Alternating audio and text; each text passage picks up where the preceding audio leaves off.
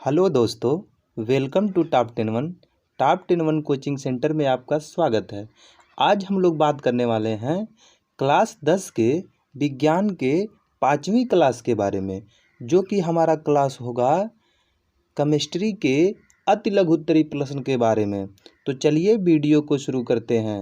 Video को शुरू करने से पहले अगर आप इस चैनल पर नए हैं तो चैनल को सब्सक्राइब करें। अगर वीडियो अच्छी लगती है तो वीडियो को लाइक करें। देखिए, इस वीडियो में हम लोग बात करेंगे अति लघुत्तरी प्रश्न के बारे में, जो कि क्लास 10 विज्ञान के वेरी इम्पोर्टेंट है। ठीक है, बहुत ज़्यादा महत्वपूर्ण है। तो चलिए देख लेते हैं। इसी के साथ हम लोग शुरू करने वाले हैं आज की मोटिवेशनल लाइन से। तो चलिए देख लेते हैं आज का हमारा मोटिवेशनल क्या है जो हमें ऊर्जावान बनाएगा। आँखों में नींद बहुत है, आँखों में नींद बहुत है पर सोना नहीं है। आँखों में नींद बहुत है पर सोना नहीं है। यही समय है कुछ करने का मेरे दोस्त, इसे खोना नहीं है। फिर से एक बार देख लें। आँखों में नींद बहुत है पर सोना नहीं है। यही समय है कुछ करने का मेरे दोस्त, इसे खोना नहीं है। क्योंकि सक्सेस की सबसे खास बात है कि वह मेहनत करने वालों पर फिदा होती है। तो चलिए आगे चलते हैं। देखिए, ये जो भी प्रश्न है आपके बोर्ड एग्जाम में 2 अंक में पूछे जाते हैं। इसी के साथ इसका केमिस्ट्री का एक वीडियो और आएगा, फिजिक्स का भी एक वीडियो आएगा और बायो का 2 वीडियो आएगा। तो केमिस्ट्री के जो एक वीडियो और आएंगे उसमें हम बात करने वाले हैं दीर्घ उत्तरी प्रश्न के बारे में। तो देख लेते हैं प्रश्न नंबर पहला। उदाहरण देते हुए खनिज तथा अयस्क को स्पष्ट कीजिए। खनिज और अयस्क को बताना भी है और उदाहरण भी देने हैं। प्रश्न नंबर 2, केवल रासायनिक समीकरण लिखिए। हमें केवल रासायनिक समीकरण देने हैं। किसका? मेथेन की सूर्य के प्रकाश की उपस्थिति में क्लोरीन से अभिक्रिया। जब मेथेन सूर्य के प्रकाश में क्लोरीन से क्रिया करता है तो उसका रासायनिक समीकरण दे दीजिए।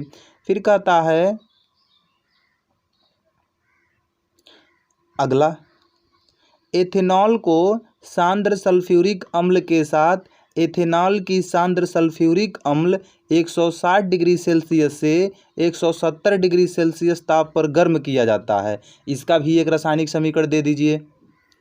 आगे देखिए प्रश्न नंबर 3, रेड क्रॉस अभिक्रिया किसे कहते हैं? उदाहरण दे करके स्पष्ट कीजिए। हमें बताइए कि रेड क्रॉस अभिक्रिया क्या होती है और इसका एक उदाहरण भी देना है। इसी के साथ प्रश्न नंबर 4 देख लें। प्लास्टर ऑफ पेरिस बनाने की एक विधि लिखिए तथा इसकी जल के साथ रासायनिक अभिक्रिया लिखिए। प्लास्टर ऑफ पेरिस बनाने की एक विधि लिखिए और इसकी जल के साथ रासायनिक अभिक्रिया भी लिख दीजिए। अगला प्रश्न देख लेते हैं। प्रश्न नंबर 5, पीएच मूल्य क्या है? हमें बताना है कि पीएच मूल्य क्या है और दैनिक जीवन में पीएच का महत्व समझाइए। दैनिक जीवन में पीएच का क्या महत्व है, इसको भी बता दीजिए। आगे देख लें प्रश्न नंबर 6, एथिल अल्कोहल के ऑक्सीकरण में एथेनोइक अम्ल बनाने की विधि का रासायनिक समीकरण लिखिए। केवल रासायनिक समीकरण लिख देना है क्योंकि 2 नंबर का प्रश्न है। आगे देख लेते हैं। और एक बात और, यह प्रश्न इतने ज़्यादा महत्वपूर्ण हैं कि इसको कर लेना है तो कर लेना। आपको क्या करना है, नोट्स बना करके सभी प्रश्न को सुंदर और छोटे छोटे उत्तर में इसको लिख लेने हैं। परीक्षा के समय यह रामबाण सिद्ध होने वाला है। प्रश्न नंबर 7 देखें। कहता है साबुन की सफाई प्रक्रिया को मिशेल अवधारणा के आधार पर समझाइए।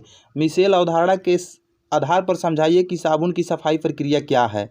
इसी के साथ प्रश्न नंबर 8, अल्कोहल एवं अम्ल के मध्य की अभिक्रिया क्या कहलाती है? रासायनिक समीकरण दीजिए।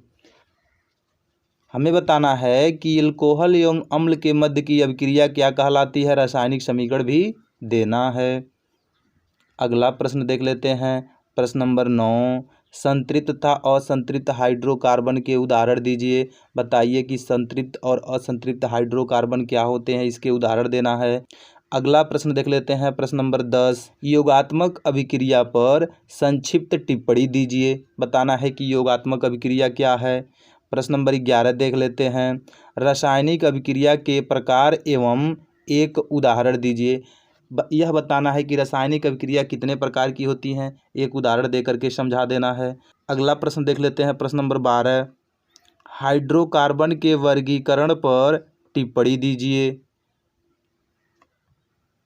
ठीक, इसी के साथ अगला प्रश्न देख लेते हैं, प्रश्न नंबर 13, भर्जन से आप क्या समझते हैं, उदाहरण सहित समझाइए। बताइए भर्जन क्या होता है, उदाहरण भी दे देना है। प्रश्न नंबर 14 देख लेते हैं, आधुनिक आवर्त नियम लिखिए। बताइए कि आधुनिक आवर्त नियम क्या होता है। प्रश्न नंबर 15 देख लेते हैं, क्या होता है जब, लेकिन केवल रासायनिक समीकरण ही देना है, लिख बताना नहीं है, केवल रासायनिक समीकरण दे करके समझा देना है। देख लेते हैं, पहला, फेरस सल्फेट को गर्म करते हैं तो क्या होता है, रासायनिक समीकरण दे करके समझा देना है। सोडियम धातु पानी से अभिक्रिया करता है तो क्या होता है, रासायनिक समीकरण दे करके समझा देना है। इसी के साथ प्रश्न नंबर 16 की बात करें, डिटर्जेंट के उपयोग को उदाहरण द्वारा लिखिए। उदाहरण दे करके बताइए कि डिटर्जेंट के उपयोग क्या क्या हैं। प्रश्न नंबर 17, क्या होता है जब, यहाँ भी केवल हमें रासायनिक समीकरण देना है। क्या करना है, रासायनिक समीकरण देना है। देख लेते हैं, पहला, एथेनोइक अम्ल सोडियम कार्बोनेट से अभिक्रिया करता है तो क्या होता है, रासायनिक समीकरण दीजिए। एथेनॉल को सांद्र सल्फ्यूरिक अम्ल के साथ गर्म करते हैं तो क्या होता है, रासायनिक समीकरण दीजिए। इसी के साथ अगले प्रश्न की बात करें, प्रश्न नंबर 18, समजातीय श्रेणी को उदाहरण द्वारा समझाइए। बताइए कि समजातीय श्रेणी क्या होता है, उदाहरण दे करके बताइए। प्रश्न नंबर 19 की बात करें तो, बेकिंग सोडा बनाने की दो विधियां रासायनिक समीकरण सहित लिखिए। बेकिंग सोडा बनाने की दो विधि भी लिखिए और रासायनिक समीकरण भी देने हैं। ठीक है, अगले प्रश्न की बात करें, प्रश्न नंबर 20, मेंडलीव की आवर्त सारणी किस नियम पर आधारित थी। हमें बताना है कि जो मेंडलीव की आवर्त सारणी थी ना, किस नियम पर आधारित थी। देख लेते हैं, प्रश्न नंबर 21, साबुन अथवा अपमार्जक की सफाई प्रक्रिया किन समूह पर आधारित है। बताना है कि साबुन और अपमार्जक की जो सफाई प्रक्रिया है ना, किन समूहों पर आधारित है। अगले प्रश्न की बात करें, प्रश्न नंबर 22, आघात वर्धनीयता तथा तन्यता को समझाते हुए लिखिए कि यह किस प्रकार के तत्वों का गुण है। बताना है कि जो आघात वर्धनीयता और तन्यता हैं, किस प्रकार के गुण हैं। बात करते हैं लस्टावा प्रश्न के बारे में। कहता है, जिंक धातु के सल्फाइड अयस्क से धातु निष्कर्षण का रासायनिक समीकरण देते हुए वर्णन कीजिए। इसी के साथ वेस्ट ऑफ लक। ठीक, देखिए ये जितने भी प्रश्न हैं, क्या करना है आपको, एक अच्छा सा नोट्स बना करके सभी प्रश्नों के आंसर सुंदर सुंदर लिख लेना है। लिखने के बाद क्या होगा, परीक्षा के टाइम में देख लेना, बहुत से ज़्यादा मैक्सिमम क्वेश्चन यहीं से मैच करेगा। और एक वीडियो केमिस्ट्री का और आएगा, मतलब जितना भी वीडियो हम विज्ञान का करा देंगे ना, अगर उसको आप कर लेते हैं तो मान के चलें कि पेपर में तो धुआं धुआं हो ही जाएगा। इसी के साथ सेशन को समाप्त करते हैं। Thank you for watching top 10 1।